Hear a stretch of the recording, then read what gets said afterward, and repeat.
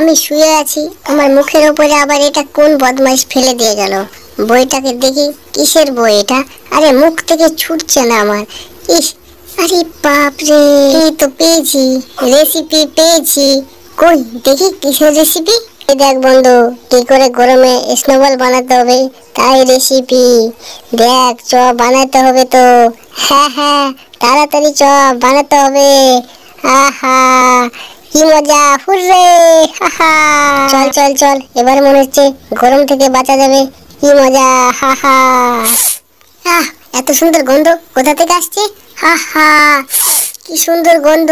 যাই দেখি গন্ধটা শুনতে শুনতে। আহা কি সুন্দর গন্ধ। আহ আহ, প্রাণটা ভরে যাচ্ছে গন্ধে, দেখি তো। আহা হা, কি সুন্দর গন্ধ। আরে বাপ রে, এত বড় স্যান্ডউইচ। আজ তো আমার রাতের খাবারটা যে পড়ে গেলাম। বাপ রে বাপ, কোথায় লুকাই?